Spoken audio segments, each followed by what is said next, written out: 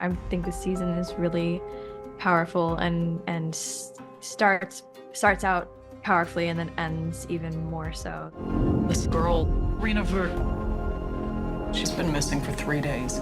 I think a lot of true crime, especially at its worst, sensationalizes what happened to the victim while also erasing the victim, severely marginalizing the victim by really hanging on the story of the trial, the way it unfolds, the drama within that, which ultimately will exalt the perpetrators into this celebrity sort of status. And I think that's a very skewed problem in the genre.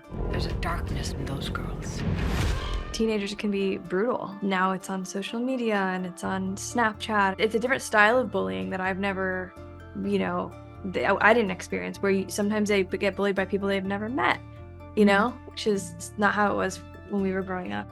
I don't have a solution, I wish I did, but it's certainly something that I think about, and this is obviously like the worst version of that. I think the other side of the power of true crime, if you take the opportunity to look at and to really humanize and have compassion for the victim, make them a full human, not just the victim of the crime, their story is not relegated to the worst thing that happened to them. But danger had never looked quite like this before.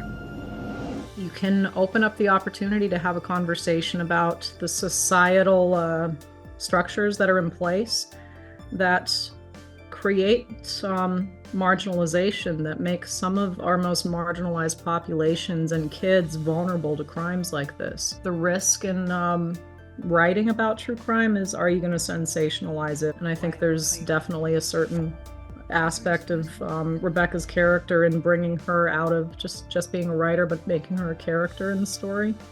It's what the cops call us.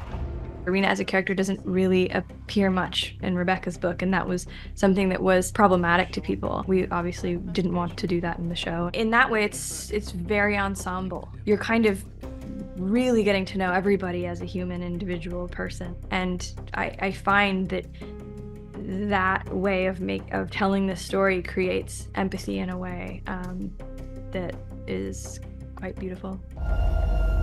There's danger everywhere. Cam being the only woman in a very male space, I oftentimes am in that position. And I think what really appeals to me about her, coming from an Indigenous community where our matriarchs are the strong ones, are the oftentimes the strictest disciplinarians, or like the scariest, I come from a community of very empowered women that serve every role. So being in Western society, away from the res, or away from like a Native community where some roles are a little bit flipped in that sense, where women, it's unusual for people to see women in certain positions. And I think Cam experiences that being the only woman on the force, but that's kind of her strength in this. It's being a woman, and it's also being an Indigenous woman in a largely white male space. Can't be.